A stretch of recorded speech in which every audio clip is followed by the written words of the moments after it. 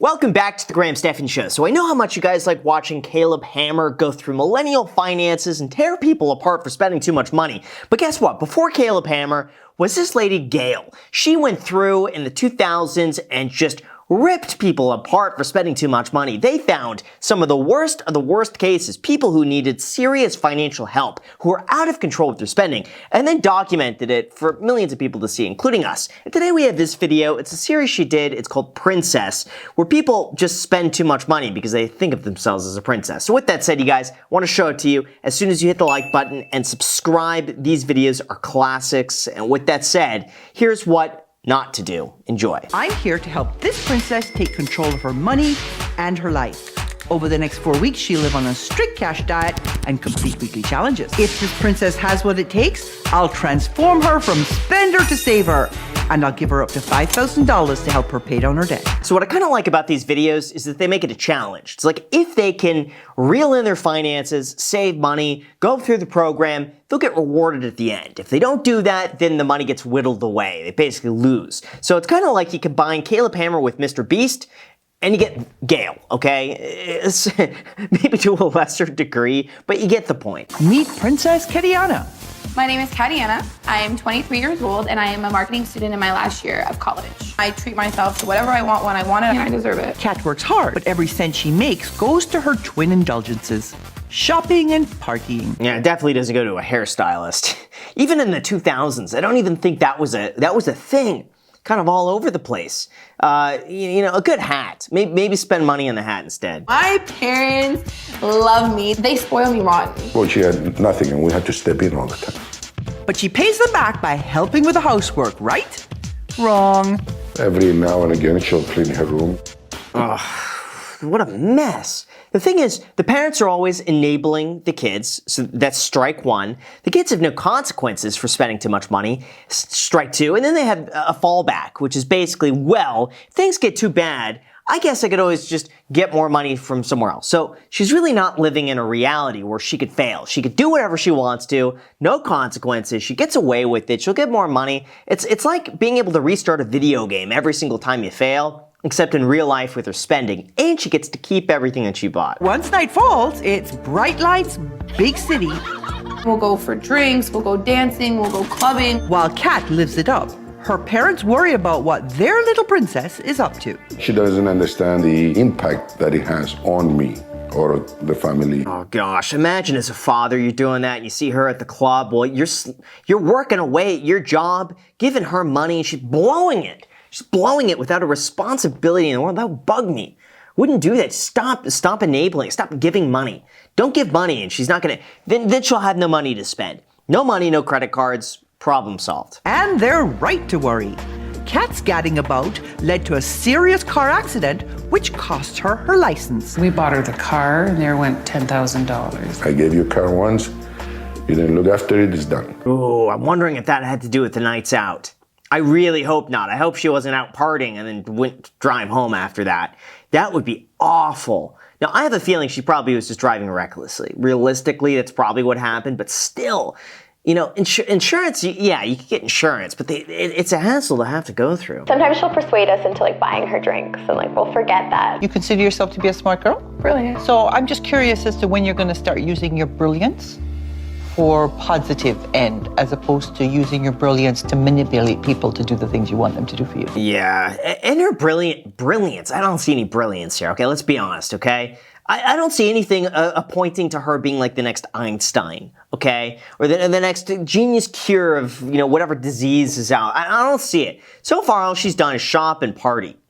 Okay, so now that we set the expectations a little lower, she could be cutting back on those things. My definition of retirement is carefree. Well, you can't be carefree if you worry about your kids not being able to make ends meet. You don't get that this is making him work longer, making him work harder. Well, they're gonna live with me when they retire. So that's a big thing that I see with a lot of people is that they say, oh, there's no reason for me to do it now because I could always just do it later. It's like, you know, if you're smoking cigarettes, oh, I don't need to stop right now because I'll be able to stop later. No, just start now. Same with going to the gym. Oh, I don't need to get in shape now. I'll just get in shape later. That's what she's saying. Oh, you know, I don't need to do any work right now because I'll just have a house and take care of them when I'm older. And it's constantly just in the future. Oh, I'll do it then. No, you got to start doing it now, because otherwise you'll never do it in the future. You're going to be helpless. So let's start with some of your reality here, because here's your debt. It was all the way up to $26,000. It's a lot of debt for a 23-year-old. Jeez, how is it even legal for people to give young adults money like this that they can't pay back? If I'm ever loaning money to somebody, and I don't, I just kind of think, what's their likelihood of paying it back? If it's a low likelihood, you just give it to them. Give them the money, no expectation of ever getting anything back in return. It's just like, it is what it is. It's a gift, okay? But when you're loaning a young person money, it's like a corporation, like a loan or a credit card, you have to think, how are they going to pay it back? If she doesn't have income, she's going to school, $26,000 in the hole, where does that money go? Where does it come from? Who's giving the money? They're part of the problem too. You have a credit card with $466, a government program, legal fees of $2,000, a student line of credit that your father signed on for $4,700. And then, of course, we come to the $15,000 you owe your parents for school. She doesn't think that she owes the $15,000. Yeah, okay, so $15,000 is a loan from the parents. She probably thinks, it's for my parents, I don't need to pay them back. I'll just inherit everything they have anyway, so it doesn't matter. It's gonna level out. It's gonna zero itself out there. It's not how it works. She should be taking that seriously, and they should be cutting her off. To have the lifestyle you have right now, you'd have to make $95,000 a year. If you want to have this lifestyle and you want to get your debt paid off, you'd need to be making $113,000 a year. That's crazy. She has to make she's living the lifestyle of someone who's making $95,000 a year with her working a fraction of that. So she has all the time in the world to spend without the effort it takes to accumulate that. This is your Get Real challenge. Now that you don't have plastic anymore, you're going to need a 20. This is all the money you get for the next 4 weeks. You're grounded. Good, that's how much she deserves to be spending a week, $20. Let her make food at home, go out once to see friends, and then have to work a part-time job to be able to make up the rest. That's what she should be doing. Kat thinks she can enjoy the privileges of being a grown-up with none of the adult responsibilities of running a household. For the next week, I'm turning that on its head. I'm surprised she's spending that much money clubbing. You'd think it would be kind of free, right? Every time I've seen, women go to clubs, almost everything is comped. It's like they could go to the front of the line, get in, no cover whatsoever. They get in there, people are handing them drinks. I don't get where the money is being spent here. Why? Get rid of your outside debt. That way I can focus on paying off my line of credit. That's $548. I make about $1,600 a month. Let's say the challenge didn't exist and this was real life. I would have 75 to restaurants, 50 to clothes, 50 to entertainment. This is such basic stuff. I mean, you'd think she'd be learning this stuff in middle school, right? Just adding and subtracting, looking at the amount of money in a bank account, adding up how much you spend. Do the two work together? Is there enough coming in to be able to pay for the stuff that's going out? The answer is no, you're spending too much, gotta cut back. So I'm going to send you somewhere so you can speak to a professional who is doing the same job you're going to be doing so that you can see what that's going to be like. And I get to meet somebody who is in the marketing field who will be able to give me advice and mentor me and network with me. So that's a gift. In reality, though, you gotta hand it to her. She has a very charming attitude about her. That, she's holier than thou, but she'll still put in the work to prove to you that she could do it. And so far, she's doing it. For her Set Goals challenge, I'm sending her out to test drive her dream job. Kat's vision of the job may not compare to reality, but in such a competitive industry, it's her can-do personality that will make all the difference. See, what she should really be doing is get in a room with 1,000 other people competing for the same job that she wants and seeing the way they work and thinking to yourself, can I compete? Can I be the top person out of a group of 1,000 to get that one job? If no, then she's got to work harder on that.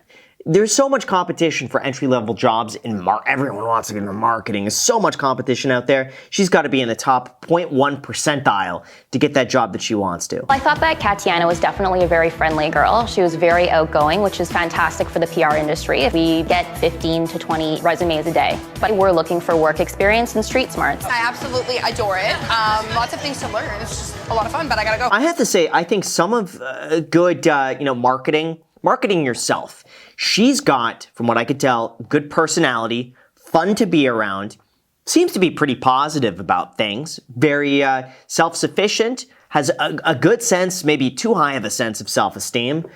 But I think all of those are qualities that other people will be drawn to. And if she could schmooze, you know what? I think she's going to do well. To keep Kat on the low-cost straight and narrow, her friend stopped in for a night of socializing at home.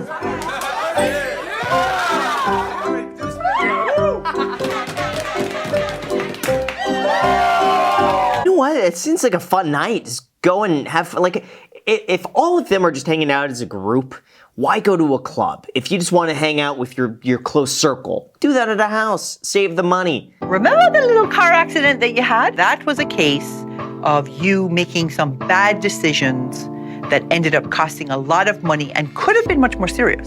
I want you to give back by making a 90-second public service announcement. Oh, it sounds like they're implying that she was drinking and driving. They're saying all the right words without actually coming out and saying you were drinking and driving. Most likely, since she had a lawyer, they got off on a technicality there. Maybe they couldn't prove beyond a reasonable doubt that it was the alcohol that contributed to the accident. Maybe someone else hit her and she just happened to be intoxicated. Maybe she pleaded and got down on like a wet reckless, which is like the step below a DUI. You could just say, you know, you had a little bit, but not over the limit. So it sounds like that's what happened. It's hard to talk about my accident because it's like, I'm ashamed. Who wants to admit that to people, right? Kat's car accident cost her a $10,000 car, her driver's license, and thousands in legal fees. Yeah, see? Okay, DUI. Or something very serious, something very close to it. And she's lucky that she's alive. Probably the person she hit or the thing she hit is okay. So, got out of this. Drivers aged 16 to 24 have the highest fatality rate on the road today.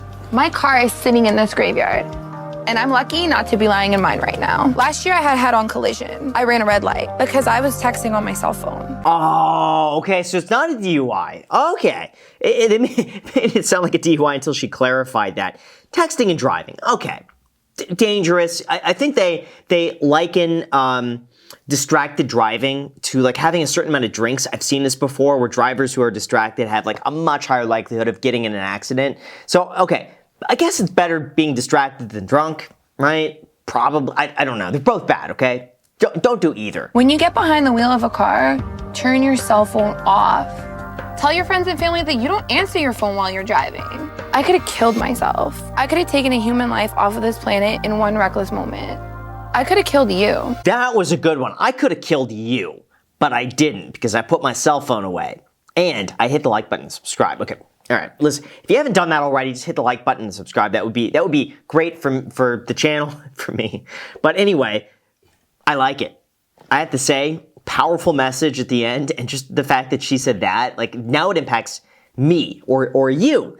Whereas, like, when you hear all these other messages, it's like, yeah, but that's not me. Nah, this one impacts you directly. I like that. So, of course, like, there's not even a debate. $5,000. What you gonna do with the money? Oh, it's going on my line of credit. Good girl, right answer. She's one of my biggest successes, and I'm not the only one who thinks so. I don't actually think I'm a princess anymore. I think I'm a queen. Wow. She is one of the first people that I've seen that I actually believe has a good chance keeping these habits will go on to fantastic things. So let me know what you guys think down below in the comments, and you could be also doing fantastic things by getting some free stocks with all the way up to a few $1,000s when you make any deposit using the paid affiliate link down below in the description. You may as well do that. It's going to take you maybe like 5-10 minutes to do. Pretty good ROI. Enjoy those free stocks. Let me know what you get. Thank you so much for watching, and until next time.